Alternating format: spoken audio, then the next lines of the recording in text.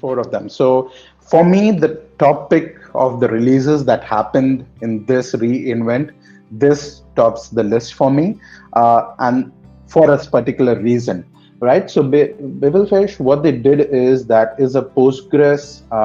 They announced something called Babelfish for Postgres SQL Aurora, and Aurora Postgres SQL, and they also announced an open source project around the same lines as well. But what does this do? Basically, let me give you a case study and see what is the problem statement and take that forward, right? So the case study here that we're going to talk about is basically a requirement where you want to move from using a SQL Server database to Postgres, right? So what you would do, so the first step that you have to do is bring the schema and convert the schema from SQL to Aurora. You can do that. There is tool which is your AWS schema conversion tool. You have this. After that, you have to migrate the data from your SQL to Aurora. Perfect. You can do that using database migration service. But however, until now, there's always been a resistance from the customers or who are using it, because you have to rewrite the application as well. Because here the application is actually reading the T-SQL endpoint or the protocol, and if you convert into a Postgres, you are going to use a PLSQL protocol, and you have to adapt the application to actually do that, right? And you have to rewrite the app code, which switch the drivers and so on and so forth. So what they did was, what if your application can talk any of the languages? Either your application can talk T-SQL, or your application can talk PLSQL, and in the backend, it actually uses Aurora database.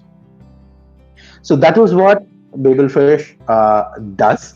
It allows that layer to convert SQL, T-SQL protocols to PLSQL without you requiring to change the application in one go, right? So here, the way that customers would adopt it is, they would do the migration of database. Application starts using PostgreSQL using Babelfish because the conversion is happening there. Newer applications that are there, the further modifications that in the application you read directly to the PostgreSQL endpoint. So which will mean that the old application will talk T-SQL. The new changes that you do will talk PLSQL, and then in the backend it's just one database, which is Aurora Postgres.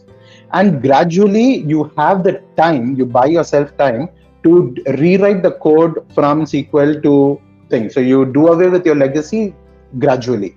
So that's a great feature, and that's why that stands out for me. So that's on Babelfish.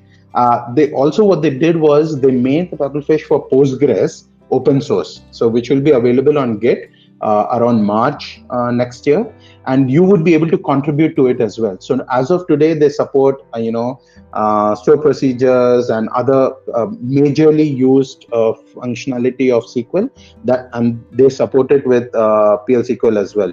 So they gave us good examples where there is the money type, where in P-SQL it goes up to 4 decimal points, whereas in PLSQL it goes only to 2 decimal points. So that causes a concern, and that is where the Babelfish manages that to manage the consistency.